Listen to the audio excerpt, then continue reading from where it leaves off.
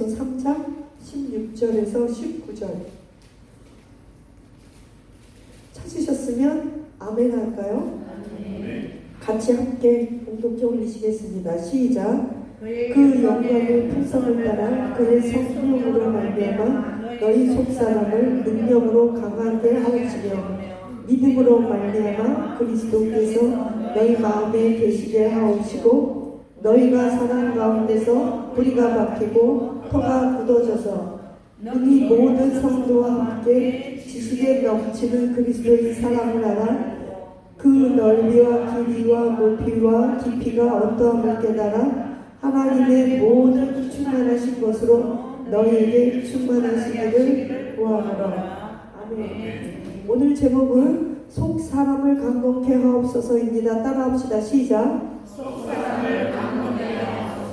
사도 바울은 이렇게 말합니다. 우리에게는 겉사람이 있고 속사람이 있는데 겉사람은 우리가 보는 그대로 육신입니다. 질그릇과 같이 깨어지기 쉽습니다. 엄마가 아이를 낳으면서부터 먹는 나이가 있습니다. 연대기적 나이입니다. 우리가 보는 육체입니다. 그것이 겉사람입니다. 그 겉사람은 시간이 지남에 따라 쇠하게 되어 있습니다. 그런데 우리에게는 또 다른 속사람이 있습니다. 그것을 우리는 내면의 사람, 영적인 사람, 영혼이라고 합니다. 사도 베드로는 그것을 우리 안에 숨은 사람이라고 말하고 있습니다. 우리 안에 숨은 사람이나 속사람이나 다 같은 맥락입니다. 아까 여기 강의실에 오는데 어떤 우리 권사님이 그러시더라고요. 목사님 어떻게 그렇게 더 젊어지셨어요. 얼굴에 주름도 하나도 안 생기고요. 그래서 웃으면서 그랬어요. 네, 저는 특별한 병이 있습니다. 콜라겐이 아주 너무 많이 생성되는 병입니다. 희귀병입니다. 그래서 있던 주름도 없어지는 병입니다.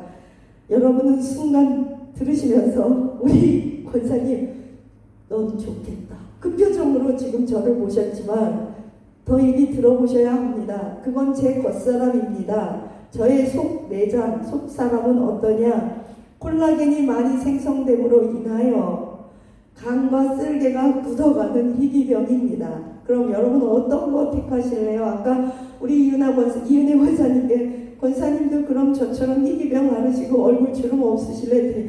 아이 왜? 목사님 나이소. 사람이 어떻게 그럴 수가 있는지. 그러니까 얼뜻 겉사람만 봤을 때는 부럽다 해서 갑자기 속사람 얘기가 나와서 속사람이 병들었다 하니까 그건 니나 해라 그 소리예요. 우리가 살아가면서 겉은 날로 쇠약하고 주름이 생길 수도 있지만 우리 안에 있는 영과 혼은 날로 그리스도 예수 안에서 강건해질지어다. 오늘 사도 바울이 그 얘기를 하는 거예요.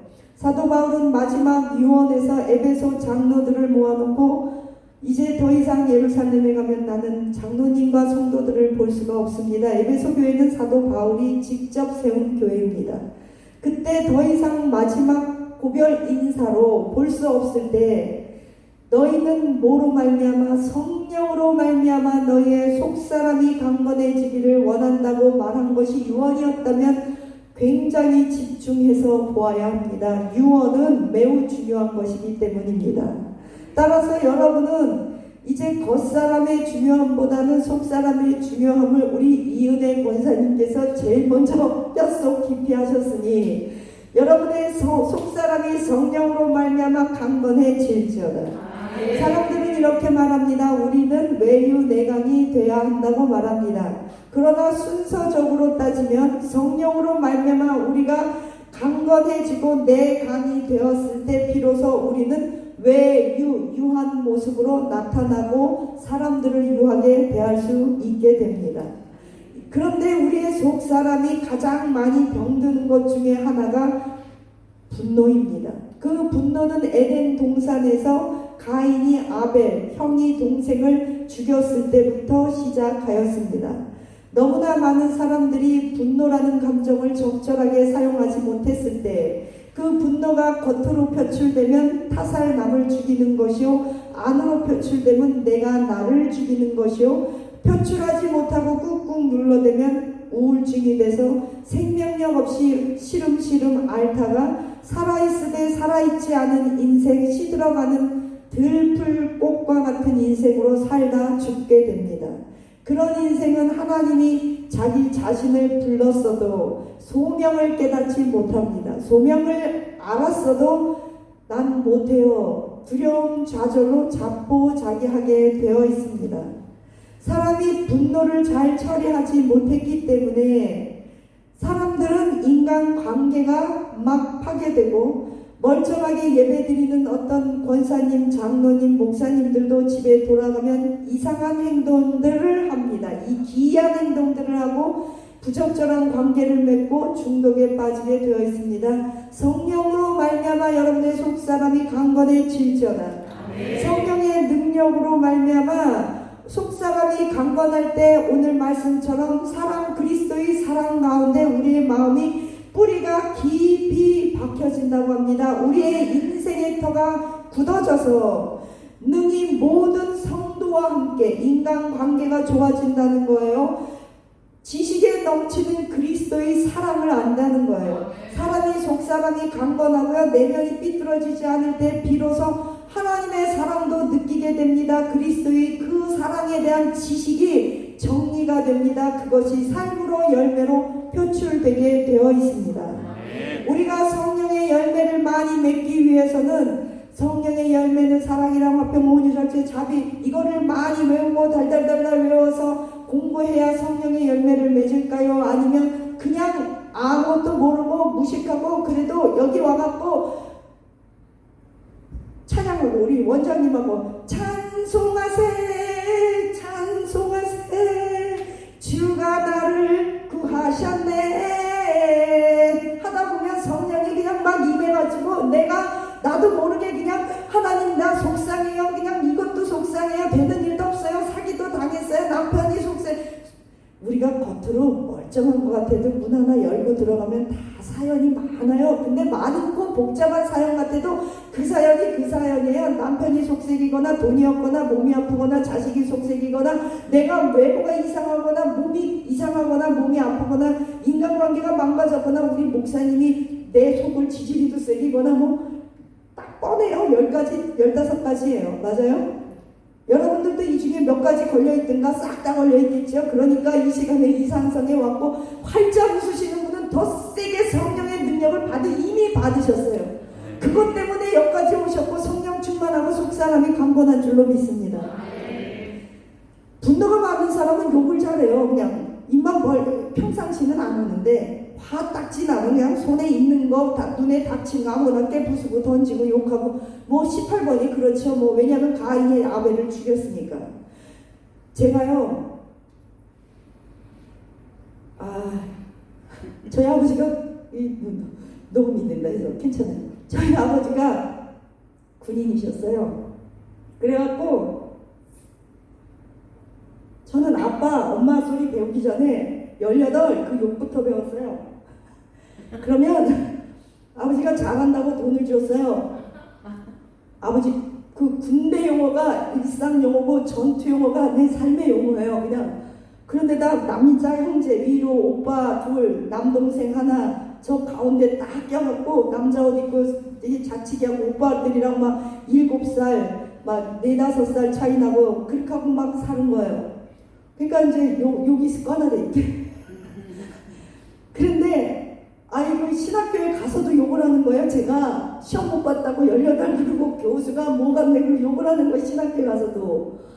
어느 날 시큰 신학교 교수가 말이죠. 제가 보기에는 문제가 잘못된 거 이거 제가 보기에 그래 놓고서는 제 성적이 B가 나온 거예요. A를 못 받은 거예요. 이 강박증이 있고 완벽주의적 성향이 있어서 A를 못 받으면 또 이게 견딜 수가 없는 거예요. 이게 왜냐하면 열등감이 많은 사람은 완벽주의자적 성향을 아주 갖고 태어나거든요. 그리고 씩씩거리면서 그래 네가 나를 삐졌어? 그럼 막 욕을 해댄 거예요. 그리고 그날 집에를 딱 왔는데 딱 보니까 식탁 위에 오징어가 있는데 그 오징어를 하나를 딱 먹으면 뒤에 갓껍질 하나 있죠. 눈 같은 거. 그게 씹어먹으면 고소해 보일 것 같아서 그거를 어저저저 씹어먹는데 잘 씹지 않고 갑자기 승질이 급하니까 이 내면이 건강하지 않은 사람은요, 또 승질도 급해요. 그냥 개꼬리 불나무 같이 늘 쫓기고 그냥 허둥대고 내공이 안 되니까 씹는 밥도 막 이렇게 먹고 그 오징어 그 갓껍질 그거를 씹어 먹었는데 꿀딱 생긴 건데 그게 여기 탁 걸려버린 거예요. 그래갖고 그게 이렇게 박혔어요. 그래갖고 옛날에 엄마가 그러더라고요. 생선가시 걸리면 밥을 먹으면 이 빠진대. 그래서 밥을 밥사발로 막 손으로 막 퍼먹었는데 생각보니 더 박혔어요. 그래갖고 숨을 못 쉬어. 그러는데 여러분 지금 지났으니까 웃고 남 얘기니까 웃죠. 해보세요. 얼마나 식은땀이 나고 숨을 못 쉬고 진짜 강아지 캑캑거리듯이 그러면서 식은땀을 뻘뻘 흘리면서 그랬는데 지가 뭐 1시간 후면 나오겠지 하는데 이 할 때마다 여기를 톡톡 치면서 이 안에서 피가 날 정도로 그래갖고 병원에 갔죠. 병원에 갔더니 의사가 그거를 석션으로 이렇게 뽑아내는 거로 뽑아낸다고 그랬는데 의사가 실수해가지고 그걸 더 깊이 그래갖고서는 지금 이게 어느 정도냐면 그래갖고 그냥 왔어요. 왔는데 뭘 삼키지 일주일 동안 물도 못 삼키고 아무것도 생으로 일주일을 금식하는데요. 박박박 기면서 이제 첫날에는 저놈의 돌팔이 의사, 저놈의 교수. 그 둘째 날에는 교수는 괜찮아. 넌 용서해줄게. 저놈의 돌팔이 의사. 이제 셋째 날 때부터는 나 이러고 평생 이러다 죽는 거 아닌가 싶으니까 그때부터 하나님한테 싹싹싹싹 빌기 시작하는 거야. 그래도 배우고 든 게 있을까? 하나님 나의 죄를 도말하소서 뭐 그러면서 납작 엎드린 거예요. 납작 엎드려갖고 있는 소리 없는 소리 헛소리 막 아무 말이나 막 하면서 죽을 죄를 졌습니다. 살려주세요. 그러고 막 하는데 성령님의 음성이 들려요. 너희 앞으로 말하지 말고 살아라. 아니에요. 입말 힘으로 내가 복음을 전해야 되겠어요. 가면 복음 전한대요. 저는. 왜냐면 하나님이 저의 그 어떤 약점을 알듯 저도 하나님의 움직이는 약점을 알아요. 제가 회개하면 하나님 꼼짝 못하고요. 제가 울면 하나님 꼼짝 못하고 제가 하나님 앞에 헌신하겠다고 말씀 전하겠다고 그러면 하나님 꼼짝 못하고 하나님 앞에 내가 있는 돈 다 갖다 바치면 하나님 꼼짝 못해요. 나도 그 정도는 알아요. 하나님 내가 이제 열심히 하겠습니다. 막 오만 소리 했는데 요번에는 안 통하더라고요. 침묵하시더라고요. 네 버르장머리야 하루아침이야. 근데 몇십 년을 네가 욕하고 사는 사람인데 이거 고치겠냐 네가 신학교 졸업해갖고 그래 전도사 되고 뭐 목사 되고 너 되지도 못하지만 된다 치자. 너 권사도 18 뭐 시큰 욕할 거 아니야 너. 하나님 잘못했어요. 빼만 주세요. 안 빼주셨어요. 그리고 그래서 이제 기도를 바꿨어요. 그럼 밥이라도 먹게 해주세요. 그랬더니 물이 넘어가더라고요. 이번에는 하나님 그럼 밥만 먹게 해주세요. 그럼 내가 그때 말 안 할게요. 너 이제부터 맑음식 해라. 맑음식이 뭐예요? 말하지 마. 하루 종일 너 입 다물어. 입고! 네. 매주 월요일은 제가 여기 이렇게 썼어요. 저는 오늘 말을 못하는 날입니다. 명찰로 써가지고 학교를 가고 하루를 살았어요. 그 훈련 기간이 10년이었어요. 10년 동안 매주 월요일은 말을 못했어요. 이거 할래요 안 할래요? 누구 형 볼래요 안 볼래요? 그래도 하나님이 여러분 저처럼 이거 가시 꾹 안 박아주게 감사하게 생각하세요. 저는 참 꾹이에요. 그래가지고 매주 월요일은 저는 말을 못하는 날입니다. 맑음식의 날입니다. 이렇게 하고 이제 훈련을 했는데 한참 시간이 지나가지고 어느 날 엑스레이를 찍어보니까 이게 없어졌어요. 그리고 그러니까 그게 빠진 건 아니까 없어진 게 그냥 빠진 게 아니라 지방이 이렇게 싸가지고 여기 그대로 지금도 있어요. 있긴 있는데 이렇게 옛날처럼 옛날에는 있잖아 그러고 말을 딱 하려고 그러면 이게 칼처럼 딱 서요. 그리고 제가 또 이 사람이 똑똑하다고 스스로 자처하는 사람들은 진짜 조심해야 돼요. 배웠고 머리 좋고 똑똑하고 의지력 있고 그런 사람들은 하나님이 그 의를 뽀개려고 아주 고생 많이 하세요. 그런데 제가 이 교회가 왜 이래 그러려고 딱 하면 이게 탁 서요. 그러면 아니 잘못했습니다. 목사님이 왜 그래 그러면 잘못했습니다. 너는 왜 그래 그러려고 그러면 엄마 특히 엄마 욕을 아주 바가지로 했어요. 제가 왜냐면 엄마가 저한테 해준 게 없다고 생각해서 그러려고 그러면 여기서 숨이 그렇게 10년을 하나님이요 질질 끌고 다니면서 이 언어 순환을 하는데 그게 단지 욕만 끄는 게 아니라 원망, 불평 이거를 끊어놓으시더라고요. 여러분의 속사람이 강건해지시기를 예수님의 이름으로 축원합니다. 하나님께서요 믿음으로 말미암아 그리스도께서 우리 마음에 계셔야 돼요. 그리스도가 우리 마음에 계시려면요 아무리 하나님이 우리 안에 성령님이 좌정하시려도 우리가 마음이 삐뚤어지면 굉장히 곤란해요. 예를 들어서요 이 베드로가 오늘 베드로 묵상하면서 참 많이 또 은혜를 받았는데 베드로가 성질이 보통 급한 사람이 아니잖아요. 그냥 뭐든지 나대기 대마왕이잖아요. 나대는 거. 그랬는데 그냥 나 예수님 부인 안 한다고 그러더니 부인만 안 한 게 아니라 저주까지 해버렸어요. 그 인간이. 예수님을 저주까지.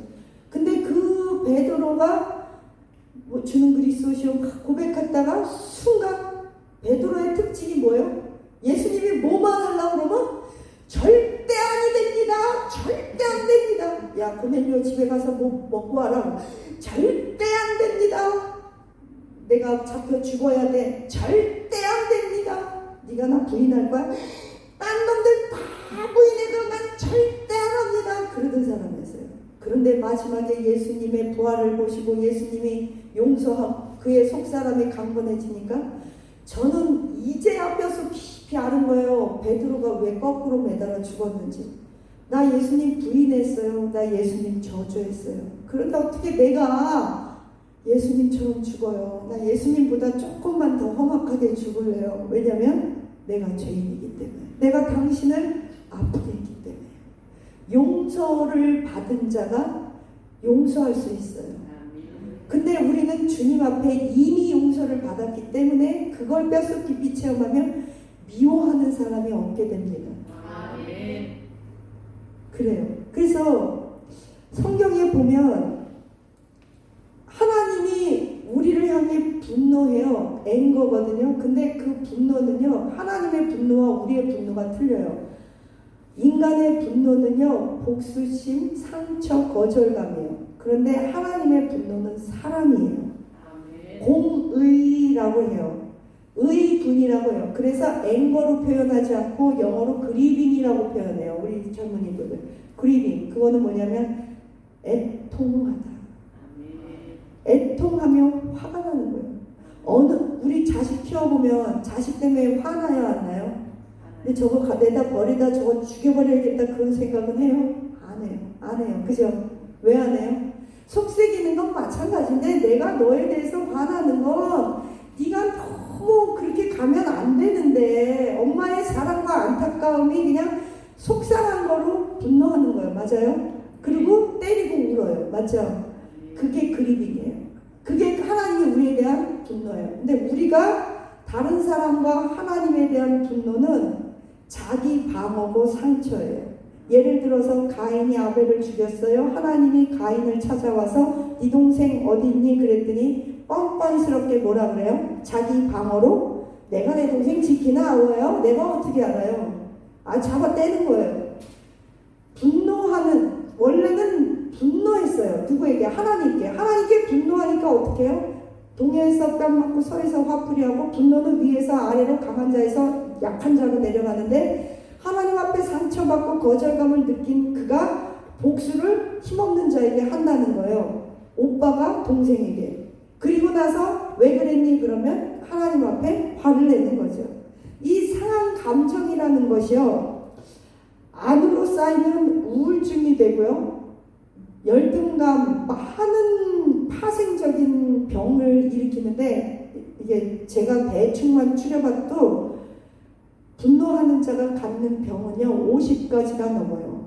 뭐 예를 들면 분노하면 일단 수면장애. 잠이라는 거는요 우리의 정신 내면과 깊은 관계가 있는데 잠을 많이 자는 사람은요 우울증이에요. 두려움이 많은 사람은 잠을 많이 자요. 반면에 거절감을 갖고 저 사람이 나를 괴롭혀서 분노가 많은 사람은 밤을 꼴딱 새게 돼 있어요. 그래서 잠을 잘 자는 것도 잠을 못 자는 것도, 그러니까 너무 많이 자는 것도 다 병이에요. 그런데 이 분노는 또 중독성, 우울증, 열등감, 피해의식, 거절감, 오만 가지 또 육신의 이런 질병을 다 야기시키는데, 이게 잘 처리되지 않으면 성령님께서 가라 그래도 절대 안 갑니다. 그래요. 사도 바울이 원래는 어떤 사람이었어요? 사도 바울은요, 위협과 살기가 등등하던 자라고 사도행전 9장에서 사도 바울에 대한 소개를 할 때 제일 먼저 그렇게 소개를 해요. 위협과 살기가 등등했더라. 그랬던 그가 다메섹에서 성령 받고 나서 그는 어떻게 변했냐면, 내가 아시아로 가야지 했는데 성령님께서 꿈에 마게도니아로 가라 그러니까 네 그래요.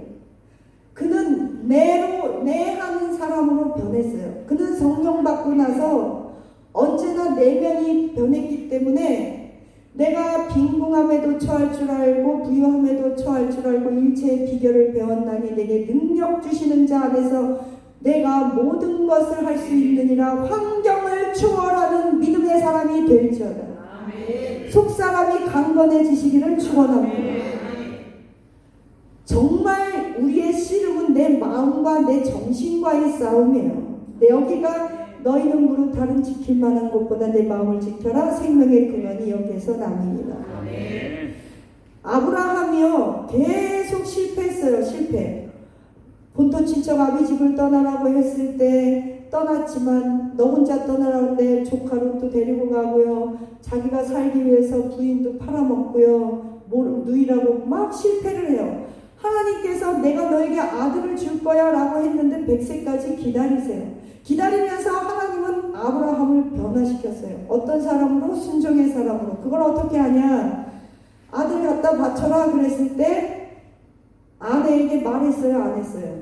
절대 안 했어요. 왜? 하갈 말 들었다가 죽을 뻔했잖아요. 이스마엘 낳고. 이스마엘 낳았고 집안이 난리 법석이 났잖아요. 그래서 하갈하고 막 싸우고 그러는 바람에 혈육 이스마엘을 내쫓고 하갈 내쫓는 비극사를 겪고 난 다음에, 우리말로 각색하면 내 이놈의 예쁜 내 말을 다시는 듣나 봐라. 나름대로 다짐했을 거예요. 그러니까 그 중요한 결정, 100세의 아들을 죽여야 하는 결정을 아내하고 절대적으로 상의를 안 하고 입국 하고서는 그냥 해버려요. 그러면서 믿음의 고백을 해요. 하나님이 하실 거야. 번제물이 있을 거야. 하나님이 너를 주었기 때문에 걷어가셔도 하나님이고, 그리고 하나님은 너를 절대적으로 또 죽이시지도 않으실 거야. 난 믿어. 하나님이 나 어떡하나 보려고 그러는 걸 거야. 그에게는 뭔가 그런 게 있었어요. 만약에 더 중요한 것은 그가 번제물로 이렇게 딱 죽이려고 그럴 때, 보세요. 베드로 같았으면 어떻게 했을까요? 아브라함아, 베드로야, 너 그 아들 죽이지 마. 그랬으면 베드로 같으면 어땠을 것 같아요? 아니에요. 성령님께서 분명히 나에게 말씀하셨어요. 내 아들을 죽이라고. 사단아 물러가라. 너는 거짓이야. 마귀가 헛것을 얘기하는구나. 나는 죽일 거야. 그리고 박제로 죽였을 수도 있어요. 그런데요, 이 아브라함은 속사람이 강건해지고 나니까 그때 상황에 따라서 달라지는 성령님의 음성을 깊이 있게 듣고 자기 자신을 자유자재로 변화시킬 수 있고, 거기에 대해서 토를 달지 않을 수 있다는 거예요. 아까는 하려놓고 왜 자꾸 마음이 바뀌고 계획 변경, 왜 A 플랜, B 플랜, 왜 나를 헷갈리게 해요? 한번 사람이 말이죠 시켰으면 끝까지 가야 되는 거죠. 나는 죽여버릴 거예요. 하나님이 죽이라고 했어요. 왜 죽여버리는 거예요? 아니야. 아까 그건 죽이라고 했었는데 지금은 아니야. 그렇지만 이 세상에 제일 무서운 사람이요, 의협심 강하고 헌신하고 단순하고 무식한데 완전 순종파의, 의리파의, 정의파의, 옳고 그름 흑백의 원리가 분명해갖고 하나만 아는 사람은요, 계획 변경 그러는데 니는 변덕이 심하고 믿음도 없는 거라고 막 그래요. 그런 사람하고는 어떤 큰 프로젝트를 못해요. 우리는 속사람이 강건해지기를 축원합니다. 속사람이 강건해진 사람은요, 융통성이 있습니다. 그때 상황에 따라 지혜가 있는 거예요. 그런데 오늘은 잠깐 요나 이야기를 하려고 해요. 우리가 분노를 이야기할 때 이 요나에 대해서 심층 깊게 연구해 보지 않으면 이 요나라는 인간을 이해할 수 없어요. 요나는 물론 선지자예요. 훌륭한 선지자입니다. 그러나 요나가 분노의 사람인 것은 분명해요. 왜 그러냐면 하나님께서 야 가라, 니누에로 가라 그랬을 때 뭐래요? 가요? 아니에요. 절대로 안 가요. 저도 마찬가지예요. 야 한국 와라. 그런데 제가 오고 싶지 않았어요. 지금도 여기 왔어요. 야 너 아프리카 갈래? 일본에 가서 선교할래? 저 일본 아프리카 가서 순교할게요. 참으로 일본 가느니 왜? 일본 사람들이 우리 부모님들을 그렇게 괴롭혔다며요. 그런 상황이라는 거죠. 에? 제가 여기 포항 박진성 목사님이 일본 선교를 엄청 많이 하세요. 제가 기분이 나빠갖고 하루는 물었어요. 목사님, 그만큼 하는 나라 중에 걔네들은 그냥 우상 숭배하다가 죽으라고 냅두세요. 그냥 뭐가 그렇게 했다고. 아무리 포항하고 일본하고 가까워도 그렇지 뭐 그렇게 일본 선교를 열심히 하세요. 차라리 예루살렘 선교를 하세요. 예루살렘 아프리카나 그랬더니 아프리카 애들은 불쌍하잖아요. 먹지도 못하고 일본은 잘 먹고 잘 사는데 뭘 하세요. 그랬더니 제가 그랬어요. 지금부터 목사님이 저에게 일본 선교를 해야 하는 10가지 정확한 이유를 나에게 설명하지 않으면 나는 절대로 일본으로 해서 기도도 안 할 거예요. 근데 제가 그랬어요. 그랬더니 20가지 이유를 쫙쫙쫙쫙 해주셨는데 그렇구나. 그리고서는 제가 깨달은 거예요. 네? 그분이 훌륭하시더라고요. 그건 다 얘기할 수 없어요. 마찬가지로 이 요나가 그런 상황이에요. 근데 그 요나가 그랬어요. 그랬는데 광풍이 일자 나를 물에 떨어뜨려라 그랬는데 그게 회개해서 그런 거예요? 아니에요. 그냥 화나니까 이판사판이에요. 그냥 배째라 이식이에요. 그냥 죽여라. 왜 그걸 어떻게 할 수 있냐면 그가 회개한 건 언제예요? 물에 빠져서 물고기 뱃속에 있을 때 비로소 회개했어요. 그 전에는요. 쿨쿨 잠만 자고 있었어요. 아까 말씀드렸죠. 잠자는 사람은 어떤 사람이다? 분노하는 사람이다. 그 상황이 잘 시간이에요. 배가 출렁이 있는데 그것도 맨 밑바닥에서 여기에서 변차는 주님의 사랑과 그러는데 저쪽 기둥 뒤에 숨어서 이렇게 자는 게 말이 되냐고요. 요나가 그랬어요. 그래갖고 우야부야 해갖고 물고기 뱃속에서 회개는 했어요. 그래가지고 와갖고 그냥 제 생각이에요. 그냥 막 이렇게 복음을 전했겠죠. 그랬는데 그냥 내가 원하지도 않는 unbelievable 기대하지 않는 사건이 생겼어요. 이것들이 왜 회개를 하고 난리야. 회개하지 말랬지. 나는 복음 전하기만 하면 돼. 왜? 살기 위해서. 근데 니네는 왜 회개를 해?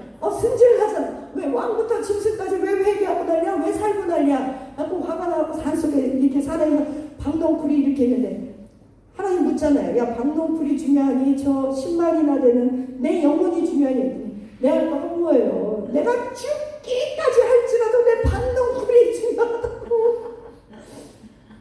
요나서 맨 마지막을 봐보세요. 요나가 하나님을 향하여 화가 난 그 상태로 하나님은 침묵하세요. 뭐라고 하시냐면 내가 내 성 니느웨를 어찌 사랑하지 않을 수 있니?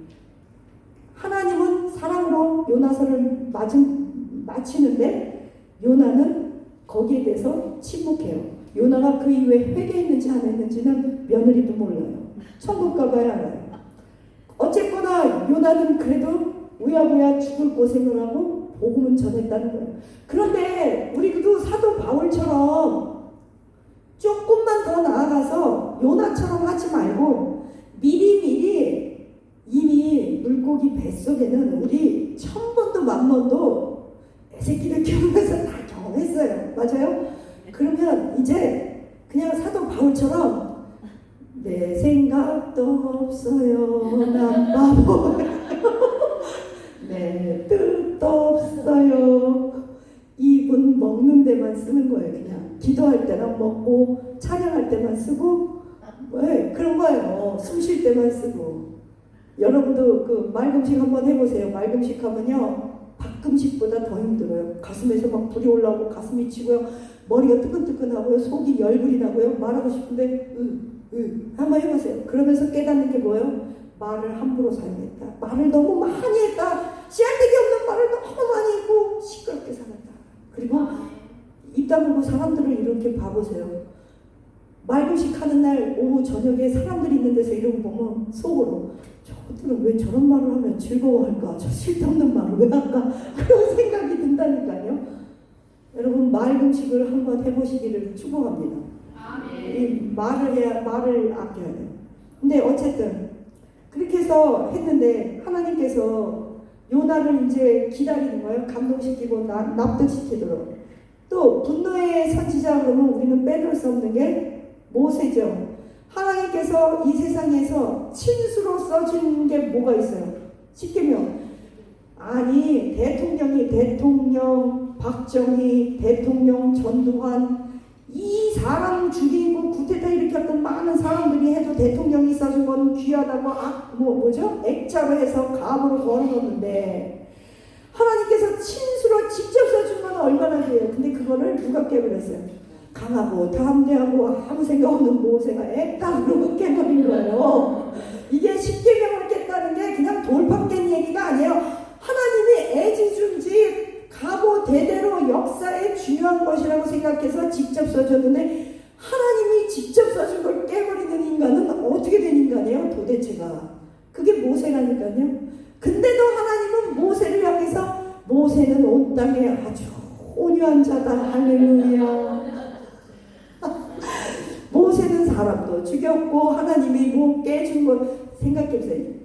부부지간에 결혼 반지 팔아먹은 것도 큰 거고 남편이 연애 편지 막 이렇게 써준 거 막 화난다고 벅벅 찢어버린 것도 큰 건데 하나님이 우리를 사랑해서 친수로 써준 걸 내립다가 그냥 생각도 안 했어 1초도. 그런데도 하나님은 모세를 온유하다고 그래요. 여러분 그 이유가 있어요. 모세는요 하나님 앞에서 이런 많은 우여곡절을 겪으면서 어떻게 변했어요? 이스라엘 백성들이요 이제 패역했어요. 그랬을 때 그 온 이스라엘 백성의 죄를 이렇게 부둥켜 안았어요. 그러면서 하나님의 분노 앞에 나가요. 맞습니다. 하나님 우리가 죽어 마땅합니다. 나 하나 죽이세요. 나를 밟고 넘어가세요. 나를 밟고 넘어가지 않으면 우리 민족 손 하나 까딱하지 마세요. 그러면서 모세가 기가 막힌 기도를 해요. 모세가 얼마나 똑똑한 줄 아세요? 하나님의 성품을 이렇게 붙잡고 늘어집니다. 하나님 홍해를 가르고 10가지 재앙을 통해서 7 족속을 무찌르고 이렇게 이제 우리가 가나안으로 가는데 7 족속은 나중이지만 이방인 신을 섬기는 많은 사람들이 당신 여호와의 이름을 알고 우리가 당신의 백성인 것을 저들이 아는데 광야에서 이렇게 멸절돼서 니그들은 죽기 위해서 그렇게 죽을 고생하고 홍해를 건너왔냐? 조롱하면 하나님 망신 내 망신 갑오시기 망신이니 우리를 보지 마시고 하나님 당신의 얼굴을 봐서 우리를 용서하여 쓰었어요. 하나님 꼼짝 못하는 거예요. 우리 이런 아주 본질을 건드리는 기도를 똑똑하게 잘해야 돼요. 죽을 것 같으면 이렇게 기도하세요. 하나님 우리 자녀요. 하나님 내가 진지게 바쳤어요. 진지게. 나 못 키운다고 내가 진지게 말했잖아요. 그 얘네들한테 내가 뭐라고 그랬어요? 얘네들의 아버지는 하나님 아버지다 그랬는데 얘네들 망가지면 이게 뭐가 되겠어요? 이게 하나님의 영광을 위해 애들 말로 하나님 쪽팔리시는 거예요. 엄마가 맨날 기도원 해가지고 휴가 내가지고 딸하고 손잡고 이렇게 와가지고 조미 원장님하고 맨날 헛번날 봉사하고 그냥 밥 당번하고 밥하고 예배 드린다고 등골 빠지더니 딸은 저렇게 됐고 나는 이렇게 됐고 그러면 이게 뭐가 되겠어요? 이게 뭐가 되겠어요? 내가 한 거를 조금 하나라도 기억해 두세요. 하나님의 이름의 영광을 위하여 우리 아이들을 하나님 복 주세요. 그렇게 기도하는 저와 여러분 되시기를 축원합니다. 두려운 마음이 있는 사람이요. 이제 모세 다음으로 모세는 분노한 사람이거든요. 분노하니까요. 이스라엘 사람들이 죄를 질 때마다 모세가 분노했어요. 그런데 그것이 모세한테 돌아왔잖아요. 그래서 가나안 못 갔잖아요. 반석을 2번 두들려서 못 간 게 아니고 망령된 말을 했잖아요. 내가 반석에서 물을 내려. 누가 낸 거예요? 물은 하나님이 냈어요.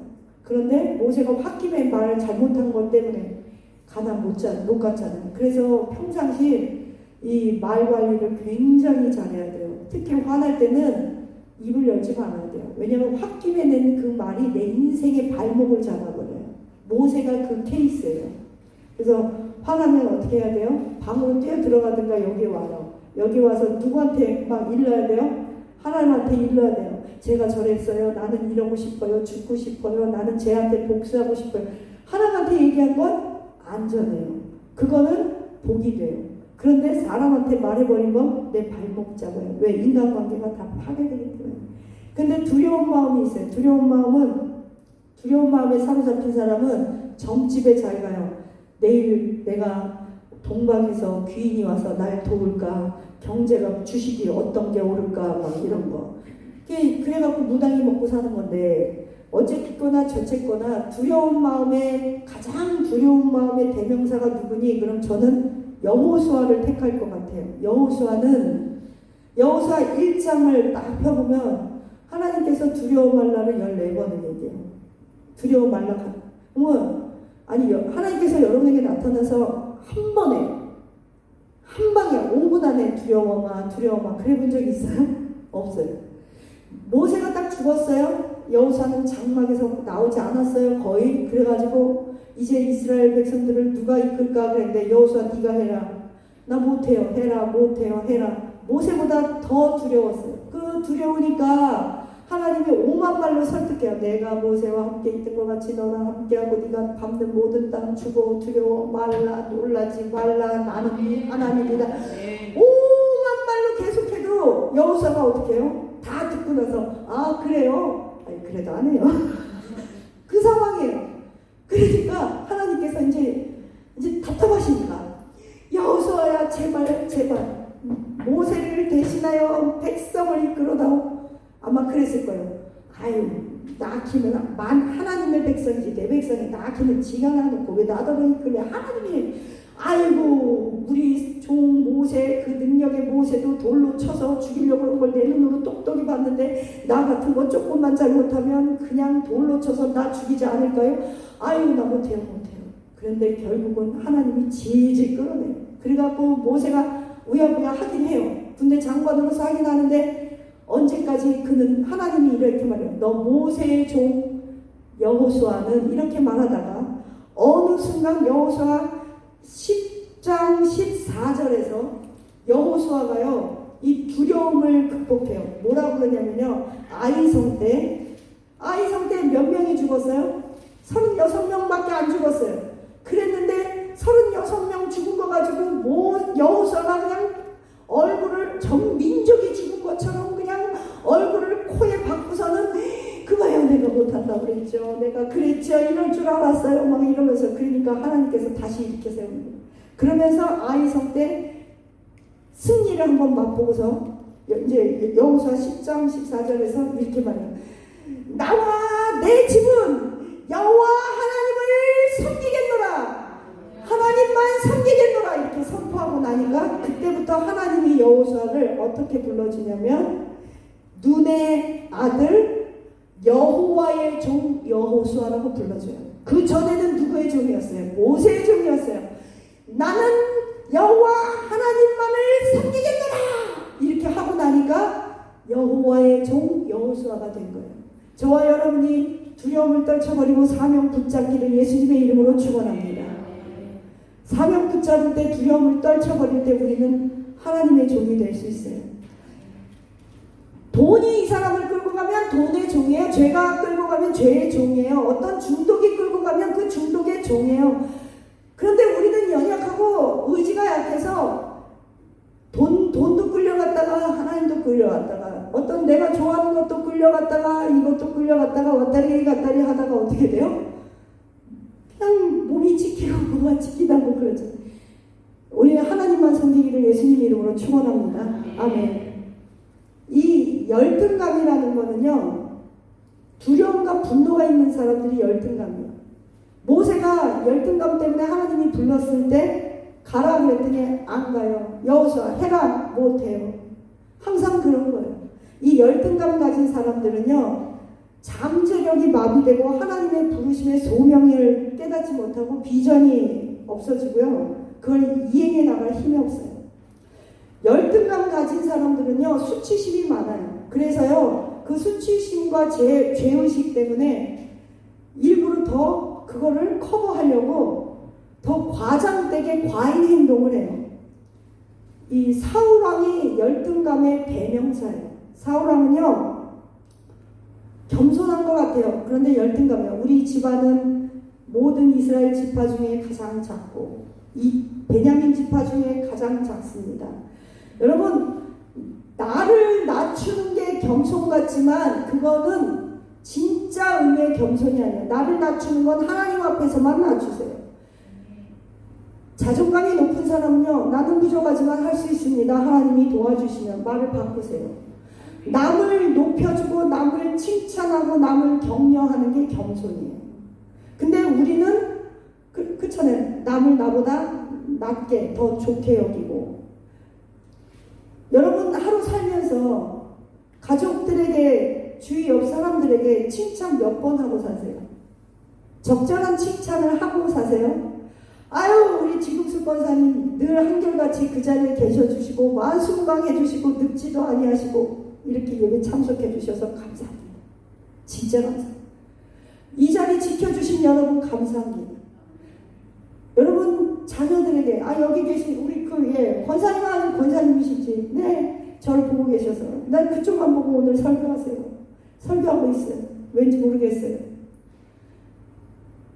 정말 칭찬해주고 싶어요. 말씀을 아주 그냥 잘 듣고 계시잖아요. 예. 이쪽 보고 얘기했는데 저쪽에서 크게 아멘 했단 말이죠. 그럼 이렇게 같이 가는 거예요. 그냥 내 믿음대로 될지어다. 할렐루야. 여러분 따라합시다. 칭찬하는 사람 되겠습니다. 칭찬하는 사람이 되겠습니다. 하루에 10번씩 남을 좀 칭찬하세요. 남편을 하루에 10번 칭찬해 보세요. 남편이 내 말 잘 듣나 안 듣나. 속색이죠. 근데 칭찬해보세요. 뒤집어서. 자녀들 칭찬해보세요. 바꾸려고 얘기하니까 관계가 틀어져요. 칭찬하세요. 칭찬이 최고의 겸손이에요. 따라할까요? 칭찬이 최고의 겸손입니다. 내 남편과 내 자녀에게 줄 수 있는 최고의 선물이 뭔지 아세요? 칭찬. 자녀가 엄마 칭찬하면 좋아요, 안 좋아요? 딸, 지금 하품할 때가 아니고 엄마 칭찬 한번 해봐요. 엄마 칭찬. 엄마 뭐가 좋아? 이거 봐, 멀뚱 뭘 얼굴을 봐. 엄마 얼굴을 왜 세상 봐. 평상시 보면서 뭐 안 보고도 줄줄줄줄 나와야지. 그럼 이게 우리 엄마는 그냥 모두 좋고 막 나와야 돼요. 자, 다시 기회를 줄게. 회개할 수 있는 기회를 줄게. 최대한 많이 해야 돼. 그거에 따라서 엄마가 지금 우리 딸에 대한 태도가 달라질 거야. 저 딸 엄마 칭찬해보세요. 저런다니까.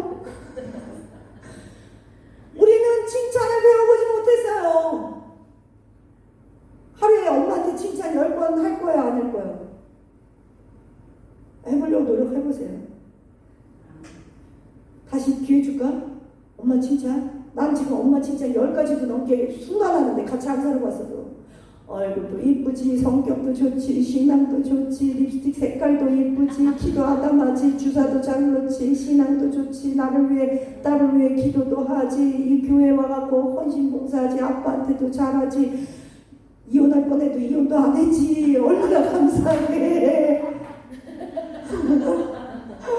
사랑만 준 것도 감사하지. 내 엄마여서 감사하지. 어떻게 내가 더 잘 알아? 내가 사랑나. 여러분 열등감 가진 사람들은요 남도 칭찬 못하고요 자기도 칭찬 못해요. 그리고 늘 당신이 이거 잘하겠습니다. 이거 권사님 좀 직분 맡아주세요. 이거 좀 해주세요. 그러면 언제요?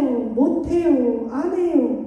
근데 사람들은 그런 사람들을 좋아해요. 겸손하다고. 왜? 그런 사람들은 누구랑 싸울 생각을 안 해요. 경쟁할 생각을 안 하니까. 그런 사람들은 뭐하냐? 교회에서 그냥 숨어 지내기 좋아요. 무임승차하기 좋아요. 악하고 게으른 종이에요. 한 달란트 묻어두는 거예요. 뭐 이거 누가 할까요? 감사 식사비 누가 좀 헌신하실래요? 그냥 나대기를 하는 거예요. 뭐 나는 10만 원은 없지만 5만 원은 할 수 있어요. 뭐 이거 청소 누가 해요? 나는 허리는 아프지만 내 딸 데려와서 내 딸 시킬게요. 사람들은요 누구라도 좋아해요. 열등감은요 우리 잠재력을 잠재워요. 사울은요 왜 자기 딸 미가를 다윗하고 왜 결혼시켰는지 아세요? 다윗이 사람들에게 인기가 좋자 그 다윗을 죽이려고 하는데 명분이 있어야 하니 블레셋 장군을 통해서 다윗을 죽이기 위해서 자기의 사랑하는 딸 미가를 다윗하고 결혼을 시키는 몰상식하고 황당한 인간이 사울왕이에요. 아니 어떻게 자기 딸을 누구 죽이는 도구로 사용하기 위해 시집을 보내냐 이 말이에요. 그러니까 그가 겸손해서 나는 왕이 못 돼요. 그게 아니에요. 그리고 왕이 된 다음에 이런 사람 열등감 있는 사람은 왕이 된 다음에 그 권력을 남용한다니까요. 왕이 된 그 권력을 일생을 다윗 하나 죽이기 위해서 일생을 어떻게 해요? 허비해요. 그러면서도 기복이 심해요. 다윗한테 뭐라 그래요? 아유 다윗아 내 사위야 내 아들아 내가 왜 너를 죽이려고 했니? 내가 잠깐 정신이 미쳤나 보다 그래놓고 막 이러다 휙 돌아서서 저는 어떻게 죽일까? 갑자기 성령으로 말미암아 속사람이 강건해지기를 예수님의 이름으로 축원합니다. 여기서 이제 우리는 두 가지 해결점. 예수님은요 니고데모에게 정말 이상한 이야기를 하세요. 광야에서 노뱀이 들린 것 같이 인자도 들려야 하리니 뭐예요? 노뱀을 보는 자는 누구나 살 수 있다고 했어요. 왜냐하면 불뱀에 물렸기 때문에. 그래서 하나님께서 이스라엘 백성들에게 노뱀을 만들어서 장대에 달아라 그 뱀을 보면 산다. 그런데 놀랍게도 첫째, 사람들은 죽어갈 때 수단을 안 가리고 살기 위해서 무슨 짓이든지 하길 원할 텐데 그 노뱀을 다 보고 살았어요? 아니면 안 보고 죽는 사람이 있었어요? 그게 놀라운 사실이에요. 아니 생각해보세요. 같이 있었어요. 이 사람은 불뱀에 물려서 죽어가는데 노뱀을 보고 살았으면 내 친구가 사는 걸 보고 그럼 나도 봐야지 하고 봐야 돼요. 그게 정상인데 안 봐요. 이를 물고 안 봐요. 눈을 꼭 감고 안 봐요. 그리고 그냥 죽어가요. 왜 그랬을까? 둘째, 하나님은 불뱀에 물려 죽어가는 사람들을 향해서 비둘기를 달아놓으라 그러든지 올리브 잎사귀를 달아놓으라 그러면 아마 다 봤을 거예요. 그런데 왜 굳이 그 꼴보기 싫은 노뱀을 굳이 뱀을 달아서 그 뱀을 또 보라고 그러냐 이거예요. 직면하라는 얘기예요. 직면하라는 얘기예요. 너 불뱀 때문에 아파 그럼 노뱀 봐.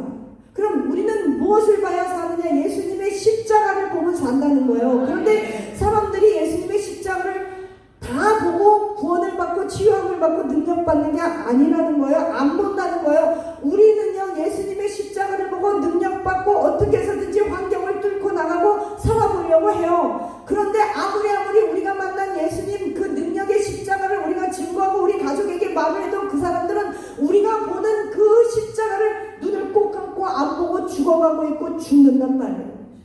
왜 그러냐면 그 예수님은 십자가에 달리신 예수님은 멋지지도 화려하지도 않았어요. 짐승처럼 완전히 저주받은 인간처럼 그냥 갈기갈기 찢기고 피 흘리고 옷 벗김 당하고 수치스럽고 가시면류관 쓰고 피 흘렸어요. 그냥 둘둘둘 짐승처럼 버려졌단 말이에요.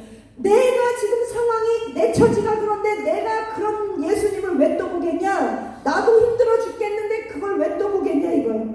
하나님이 만약에 돼지를 구원하기 위하다면 돼지 형상으로 오셔서 돼지처럼 십자가에서 죽으셨을 거예요. 근데 하나님의 관심은요 하나님의 창조물은 다 귀하겠지만 오직 여러분과처럼 사람에게 관심이 있고 우리를 위해서 우리를 구원하기 위해서 우리와 같은 형상으로 똑같이 와서 노뱀처럼 불뱀에 물렸는데 노뱀이 되어야 노뱀을 걸었던 것처럼 인간이 타락한 것을 구원하기 위해서 하나님이신 예수님이 직접 와서 찢기시고 우리의 형상 우리가 찢겨야 될 그 모습으로 십자가에 달리셨단 말이에요. 그래서 네가 이것만 보면 산다는데도 우리는 너무나 처참하고 볼품없고 비참하고 버림받았고 가난하고 흉측하니까 벌거벗겼으니까 눈을 꼭 감고 안 보는 거예요.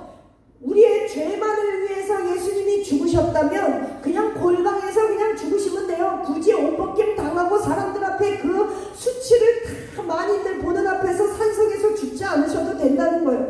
단지 그냥 우리의 원죄만을 위해서 우리를 구원하기 원하셨다면 굳이 사람들에게 배반당할 필요도 없고 채찍맞을 필요도 없고 그 가시면류관을 쓰실 필요도 없다는 거예요. 하나님은 우리가 머리로 짓는 죄, 우리의 육신의 질병, 우리가 배신감으로 인하여, 배반감으로 인하여, 수치심으로 인하여, 열등감으로 인하여 그렇게 고통하는 것까지도 십자가에서 해결했다, 다 이루었다는 하나님의 선포입니다. 우리는 십자가를 보며 살 수 있습니다.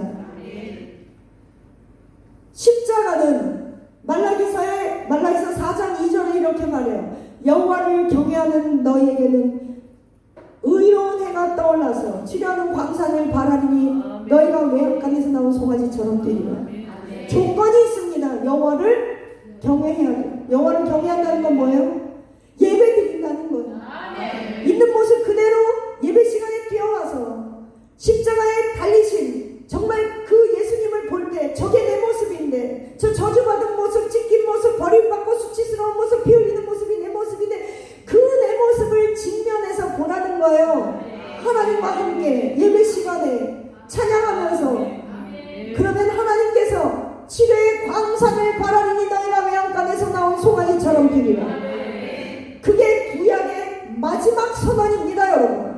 항상 모든 책에는 서론이 중요해요, 처음이 중요해요. 그러나 결론이 중요해요, 마지막이 중요해요.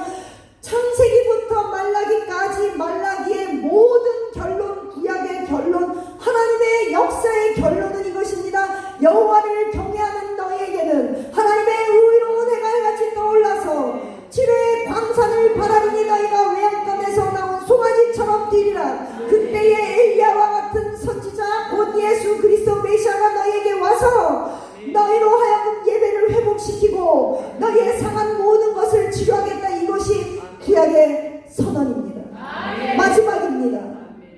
치료하시기 원하시는 하나님, 그것을 위해 오신 신약의 예수님, 우리가 쳐다보아야 합니다. 기도하시겠습니다. 하나님 감사합니다. 하나님 말라기서의 말씀처럼 구약의 대장정 결론의 선언처럼 치료의 광산을 바라리니 외양간에서 나온 송아지처럼 뛰리라. 신령과 진정으로 예배드리게 하소서. 하나님을 경외하게 하옵소서. 우리가 십자가를 볼 때 치료받는다는 것을 알게 하옵소서. 속사람이 강건해질지어다. 그래서 성도와의 교제 가운데 하나님의 허락하신 풍성함을 누리게 하옵소서. 우리의 속사람이 강건해서 그리스도 예수 안에서 그 하나님의 사랑의 풍성함과 지혜를 깨닫게 하옵소서. 우리의 삶이 그리스도 안에서 터가 굳어지어서 항상 좌로나 우로나 풍랑 가운데 흔들리지 않게 하소서. 하나님이여, 이제는 우리의 인생이 어느 정도 얼만큼 왔는지 알 수 없습니다. 하루를 살더라도 행복하고 건강하고 성령으로 말미암아 속사람을 강건케 하옵소서. 자식이 부모를 칭찬하게 하옵소서. 부모가 자식을 칭찬하게 하옵소서. 겸손하게 하옵소서. 남을 칭찬하는 것에 인색한 우리들, 표현할 줄 모르는 우리들, 주여 우리가 배워본 적이 없어서 그렇습니다. 그러나 하나님은 성경에서 우리를 날마다 격려하시고 너는 제사장이라 선택한 자라 복의 근원이라 내가 너를 세웠다. 너를 통해 열국이 복을 받는다는 엄청난 축복의 메시지와 칭찬이 있음에도 우리는 남을 칭찬하지 못하는 우리를 불쌍히 여기소서. 하나님, 우리가 남들에게 하나님의 말씀으로 위로하고 격려하게 하옵소서. 하나님, 우리가 절대로 함부로 비판하고 함부로 남을 욕하고 물고먹고 찢는 일에 가담하지 않게 하여 주옵소서. 말을 아끼게 하여 주옵소서. 칭찬하고 찬양하고 복음 전하기도 바쁜 이 짧은 인생의 시간에 말을 낭비하지 않게 하여 주옵소서. 감사하며 예수님 이름으로 기도합니다.